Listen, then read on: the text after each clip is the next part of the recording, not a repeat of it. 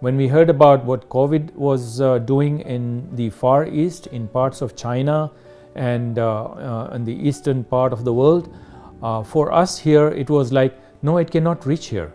It cannot happen here. Other diseases have happened in the past and have not been so serious, or they have not been as damaging as what COVID has been lately. And so it was more of a denial at the beginning.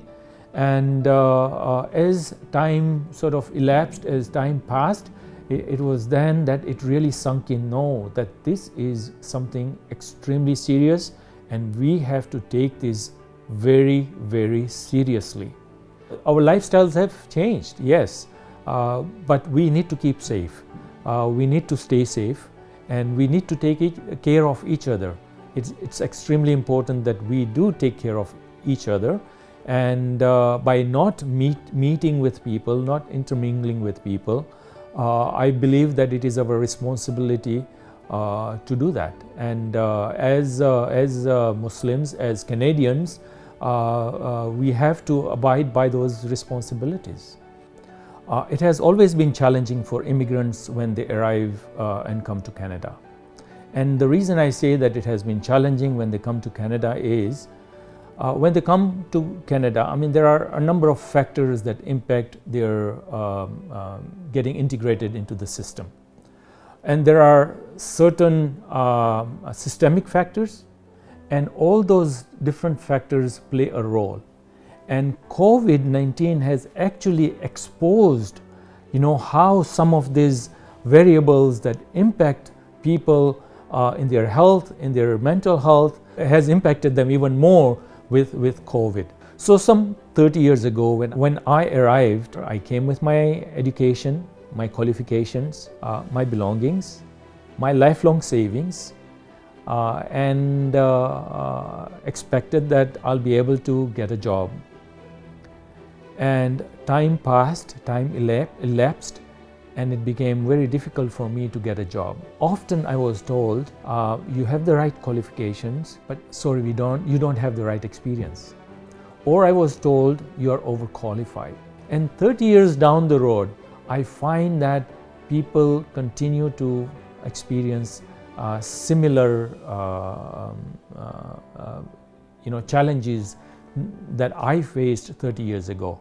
And at that time I felt the same emotions of feeling stressed, feeling anxiety, feeling depressed.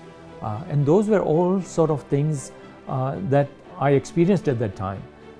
And I do find that, when people come here now, many of them experience something very similar.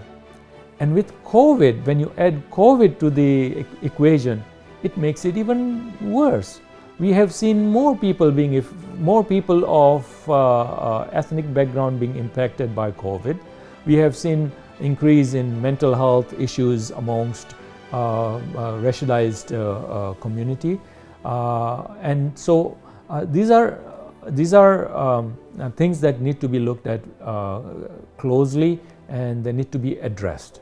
When you talk of mental health, some communities look at it from an angle that it is mainly to do with being crazy, which it is not, right?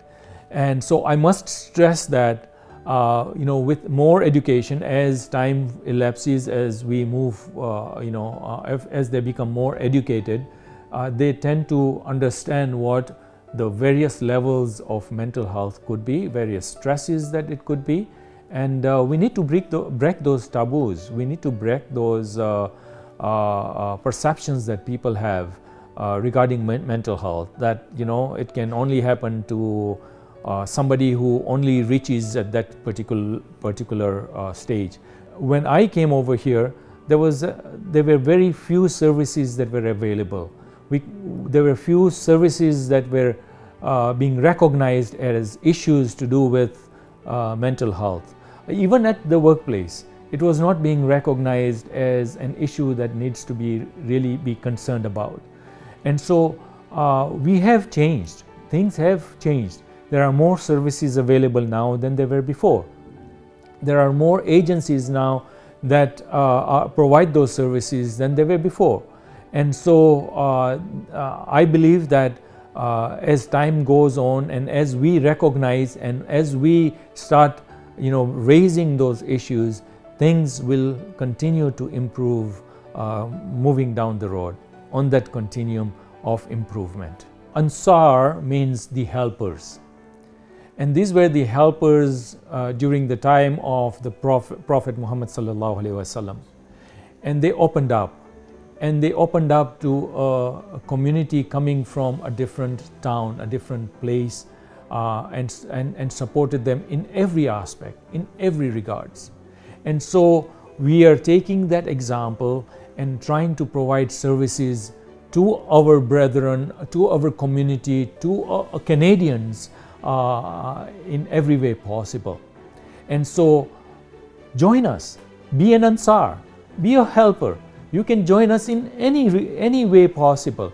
You can join and help Ansar by volunteering your time, by volunteering to help even deliver some of the hampers that we have, by volunteering to conduct certain workshops if you are expert at that and if you have that type of expertise. You can donate towards the cause of Ansar, and so you can help in any shape or form that is possible, whether in cash or in kind. We are open to that. Ansar Foundation is open to that, and it's going to make a difference. It's going to make a difference both to yourself and to the community as well. It is one way of giving back.